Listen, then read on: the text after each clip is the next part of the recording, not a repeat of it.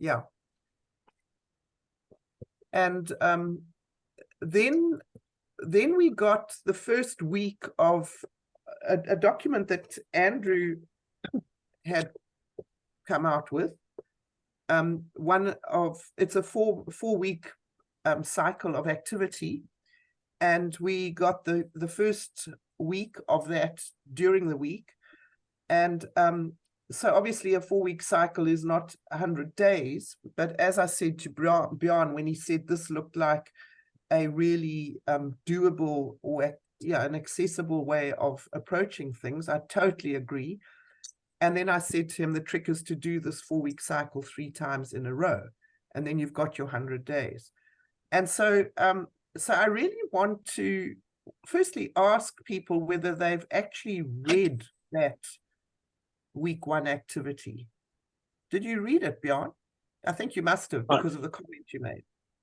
Yeah, so I did skim through it. I can't exactly remember. Yes, I did.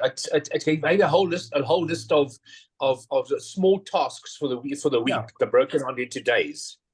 Correct. Right. I can't pull it up on the computer, unfortunately, but I've got it on my phone, and it's very, very neatly set out. It's very clear. And week 1, it's about starting at the beginning of a month, this particular idea. And week 1 is called the sprint week. And the key activities is to follow up with leads and prospects from the previous month, because, you know, one's beavering away in any particular month, and you open doors, and then you mustn't let that fizzle out, because you've put a lot of effort into opening doors. So at the beginning of the new month, you must go back to those chinks in doors and see what you can do with that. In other words, it's follow up on activity that you've done in the previous month. And the goal is to commit to an hour a day. Now, Meryl, for you, for example, I understand that an hour a day just looks like way too much at the moment. But the way in which we build up to the hour a day is to start with 10 minutes a day, or 1 call a day, or 1 action a day, or whatever it is. It's just so important to try and build a consistency muscle. In the best way one can do it in the circumstances one is in. Then activity 2 is to follow up with new distributors. Now, most of us don't get new distributors every month. And that is one of our biggest failings, because that is where the power of the business actually lies. And I want to just elaborate on that a little bit. And so we follow up with them. They are now in their first full month. And I don't know if you remember, we were provided with 10 or 11 short videos prepared by Drew and Brandon, where it walks people through all the things they need to look at, start doing when they start their journey. Do you remember that? It wasn't that long ago. And they 1 or 2 minute long videos, and they take you virtually through a virtual kit opening. They take you through the whole process. And I think one of these days, we as a group on a Saturday should start looking at those, because we've got tools that they come fleetingly across our consciousness, and they disappear into the back office, and we've never used them. And I was sort of thinking about, you know, a problem which is mine as well. I'm not sort of putting this on anybody else, and that is the shiny object problem. You know, there are all these new things, and wow, that's wonderful, and that's wonderful. And if we never implement them, well, they can be as wonderful as possible, and nothing will happen. And I like new ideas. It stimulates me. It floats my boat. But if I don't put into practice the very basic things that make it possible for new people to join, to want to join, and then to do something with their new business easily and quickly and very precisely, then then the whole thing is wasted. Key activity 3 is to work with your name list, set up new presentations for yourself, meeting people and so on, and making appointments to either show the opportunity or the product. And then the fourth one, which may be a new idea to most of us, is to follow up with inactive customers and distributors. Reach out to people who haven't bought for three months or 2 months or longer, and chat to them, and maybe you can help to get them back on track with the product. Because sometimes it's nothing more than just, oh, it slipped my mind and I went to the grocery store because I was at the grocery store, so I just bought an alternative. And they slip into the old habits again because we're not front of mind. And it's not about people losing faith in the products or even interest in the products, but we lose a trick when we lose those customers. Okay, so it's that kind of thing. And you set a little target for yourself for the month, and then presumably we will be sent the next one next week. So my challenge to us all is to think about, are we going to do this thing? And if so, let's do it as a team. Let's report back at the end of the week how well we have done the week's activities, how we liked it, whether we fell short, what we found tricky, all those sorts of things, and hold each other accountable. Because if we start doing these activities, our businesses will grow. Now, in terms of finding people to talk to, I just want to tell you something that has happened to me in the last week. And it's a suggestion for you. I was speaking to someone, and I told her what I was looking for, who I was looking for. So I wasn't trying to recruit her at all. I was just saying, look, I'm looking to speak to a person like this. This is what my intention is. Would you perhaps know someone who might be willing to have a conversation with me? And that person came up trumps, and she put me in touch with 2 different women. And during the past week, I met with both of them. And both of them were already warm targets, so to speak, because my friend had painted a positive picture about me. And so I entered that conversation on a positive footing, and both of those people have decided to get involved. Now, the one is extremely young. She's 20 or 21. She is very interested in social media marketing, and she wants to see whether she can make something happen with these products for herself on the platforms that she works with for other reasons. And she's very keen, and as young as she is, it turns out that she has walked her own very difficult health journey. She was put on Ritalin at the age of 9. She went into depression by 11. She was in diagnosed depression, et cetera, et cetera. And so she is looking for solutions for her own health. And she had already read widely about these things. It was really quite astonishing how much she knew, and how we were paging through the catalog, and literally just paging through it, and she picked up sentences that stood out for her. Like early on in the catalog, it talks about GMO free. And she said, that is so important. And then she had a whole little story about that. And then it was just amazing. But I would never have met that girl ever in a million years if Crystal, the person that I spoke to, had not made that connection possible. Now, it's not even a week old, so we know that wonderful promise doesn't necessarily lead to an outcome. But for me, it's so exciting to actually have someone who says, yes, I want to do this, straight out of the box. So that's the one. The other person I met yesterday, and I drove to Howick to meet her, she's 50, different kettle of fish. She's kind of feeling out of sorts in terms of herself and her life and the direction it's taking. She's looking for something new. And basically, she was entirely ready to say yes to this opportunity. She needed some immediate suggestions for her own health, so she went away with some product. She'd given me with what I was going to suggest.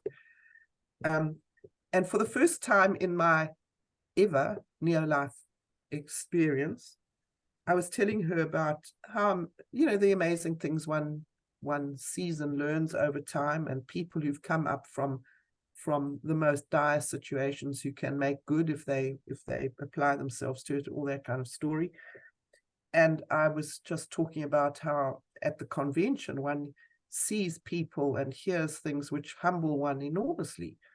And she said, "Oh, have you had this year's convention?" So I said, "No, it's in October in Pretoria." She said, "Well, maybe I should come." This woman hasn't even signed yet. For the first time, maybe I should come to the convention, and the fact that it's in Pretoria and what have you seems not to faze her at all. So again, nothing's happened, but I feel very energized about the possibilities for a change. So what I'm telling you that for is that I'm going to suggest to you is go to people that you know, have a coffee with them and say, "Look, I'm looking for a particular kind of person. Do you perhaps know such a person that you're willing to introduce me to?" It's much, much, much easier than cold calling. And if the person listens well enough to you and knows you well enough, they can put you in touch with people that they already think might be a good fit. And it takes a whole lot of strain out of the first meeting with that person. It's a much warmer, positive situation to find yourself in. Does anyone want to comment on that?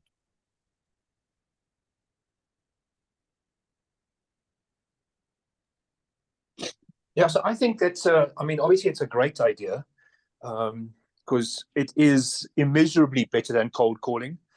And I mean, I was giggling to myself when you were talking about the lady coming to the convention, because you're the last person to promote the convention.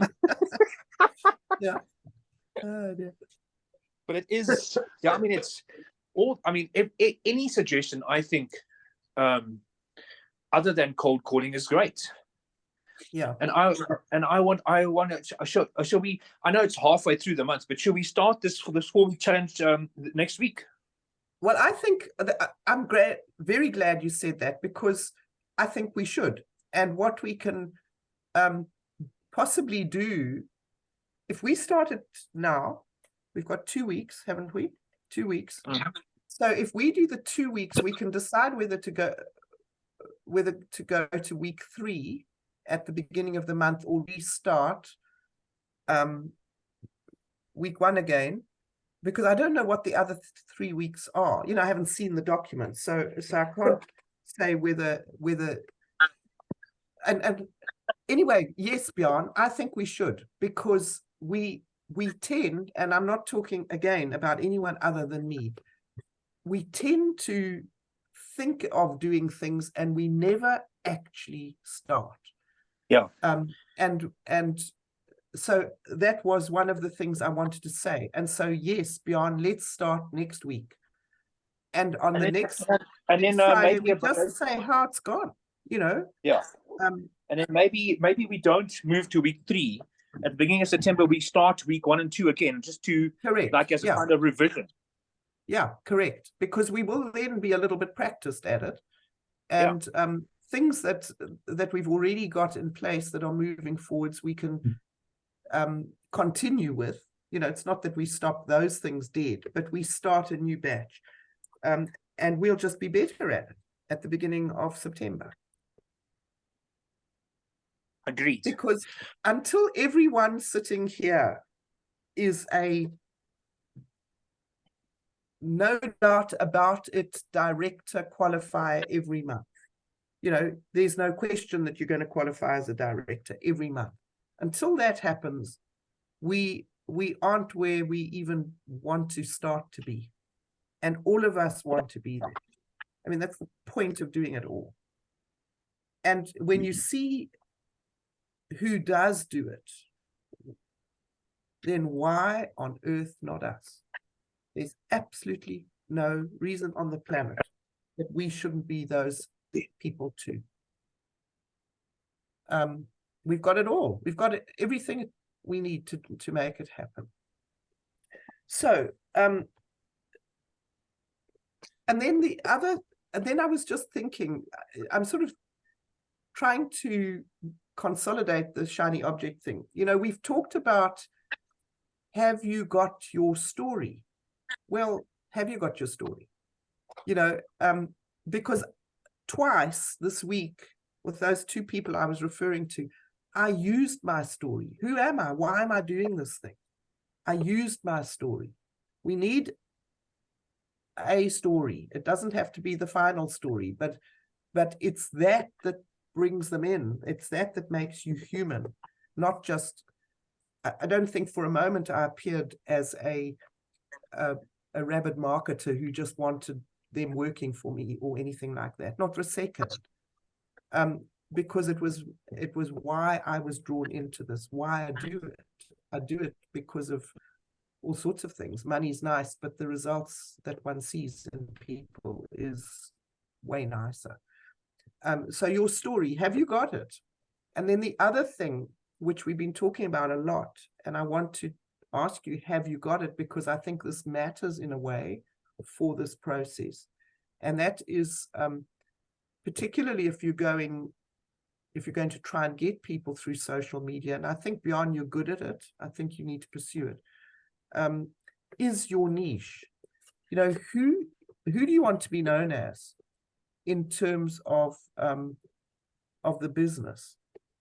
And what is the group that you best service? And I know it's very easy to say anybody and everybody, because that's true, but anybody and everybody doesn't respond to a message of any sort.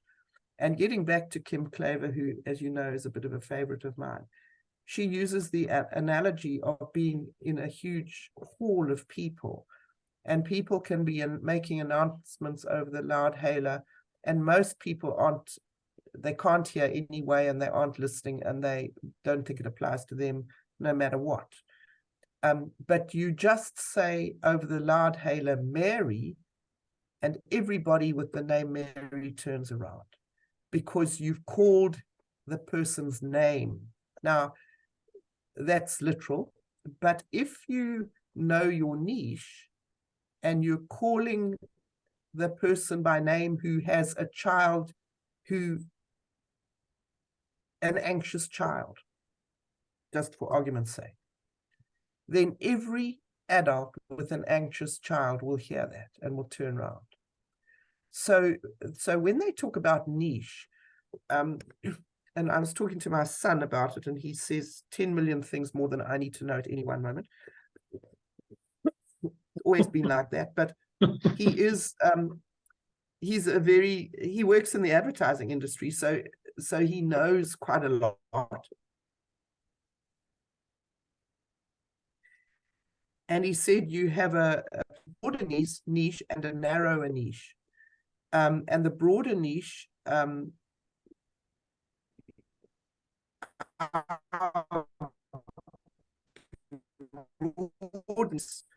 at the moment is moms. And then a narrow niche still is, say, moms with anxious kids, or moms whose kids are picky eaters, or moms who. And so for a time, one only focuses on one of those very narrow niches. In other words, the anxious kids one is the Mary, the picky eaters one is the Joan, the ADH kids is the Sylvia, and you work that for a few weeks or however long, and you find those people, and then you've got them in your basket, so to speak, and then you find the others, and they're in your basket, and you deal with those according to their interests, but you collect the people that answer you because they like you, they trust you, and you've called their name. And so those two things, choosing a niche and having your story ready, are what we need to concentrate on so that we can be effective with week 1, which we start next week. How does that sound? Yeah. The other thing that I was thinking about is since you've got a list like that, you also have to draw up a daily list for the week, even though it may be the same thing every day. Because if you don't visit that list every day, then you get sidetracked, I think. I suppose I'm talking to myself too. Yeah, we always talk to ourselves because those are the things that are front of mind, I suppose. But in that direction, I want to say that I also, a while back, was listening to this business of a to-do list. And, you know, to-do list can be very long. And so it was turned on its head, and this was a very useful suggestion. And it was not a to-do list, it was a 3 essential actions for the day. Yeah. And so if you say, I must call someone, I must do B, and I must do C, and you get those done, then all the other to-dos, you know, they get done or don't get done, as the case may be. But don't draw up this very long list. Make it short, to the point, and focused on the key activities that the exercise is presenting. Don't make it complicated, because if we overcomplicate it, we just curl up and say, oh, next week we'll do, thank you, bye, going back to bed.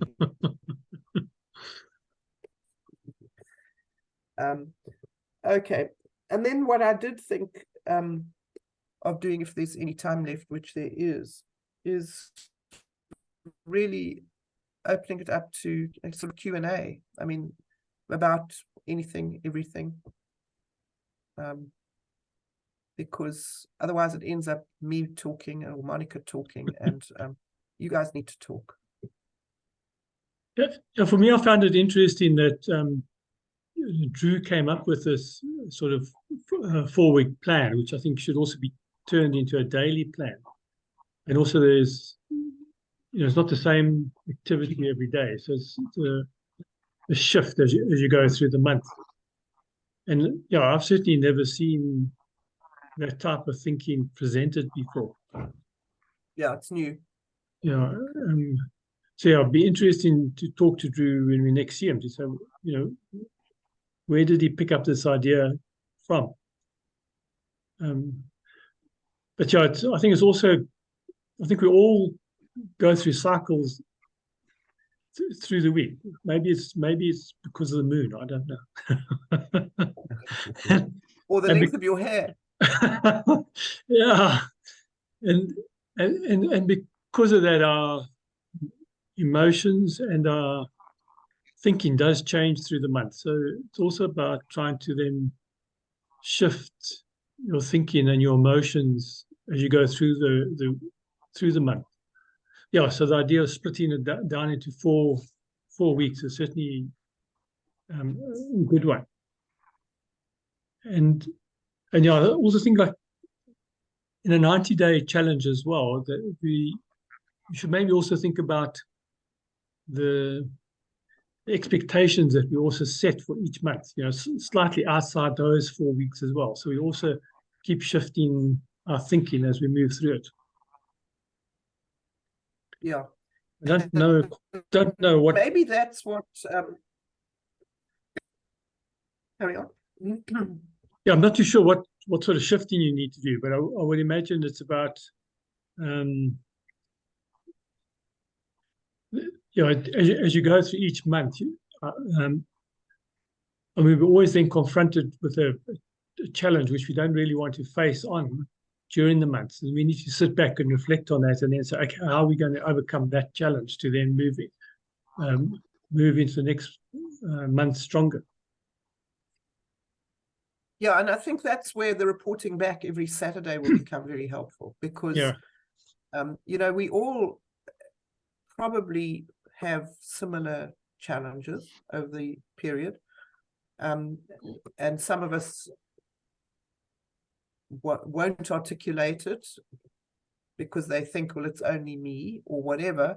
And then someone else actually speaks it and you think, oh, what a relief, it isn't only me. And we can help each other. I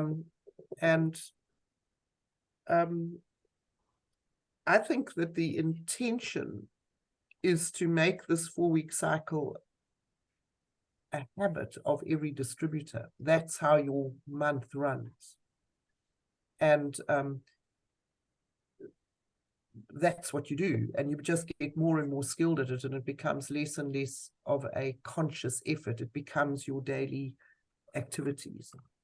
And then of course, what we do ideally is that we have new people coming in and we teach them those skills right from the get-go, because if one flounders for a lot of time, you definitely separate the swimmers from the drowners very quickly. And all of those are all of us in this room are the swimmers, because we've experienced the downs and we're still here. And everyone does, of course, and that's one of the advantages of a group, because we shore each other up. But on the other hand, if someone can come into the system and from the very beginning, you can say, well, we've got this 4-week cycle. So we run our month according to these concepts, and they've got this set of tools. And you've got the tools which we must pull out again and share on the group, please, Rob. Those little mini videos of starting a new distributor, and you send it to the new distributor and they listen to it at their own pace and convenience, and you check in with them. So it's getting to the point where the support of a new person can be quite streamlined. We've still got to be the supporting person, but we've got everything in place. We don't think, well, now what do we do? And gosh, I haven't contacted Jimmy, and what about the kit opening? It's all kind of there.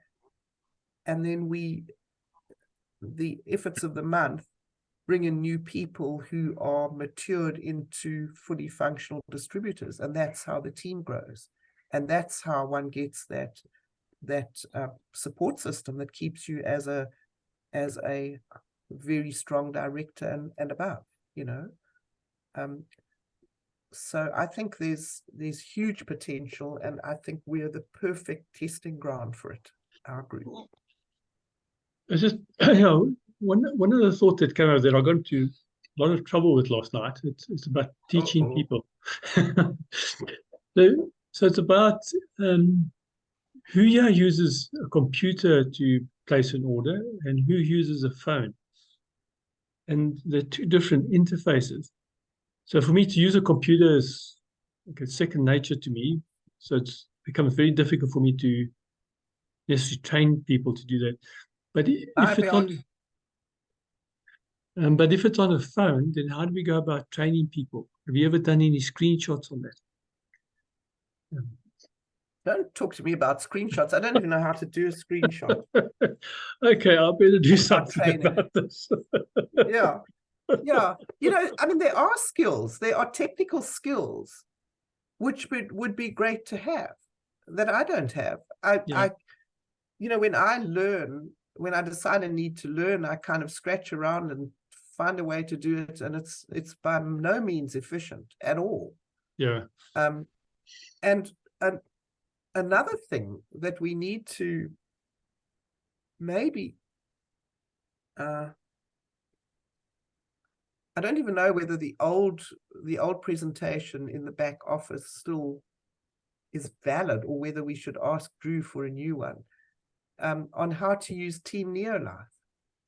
Yeah. Because Team Neolife is very powerful, I'm told, but I can't use it effectively.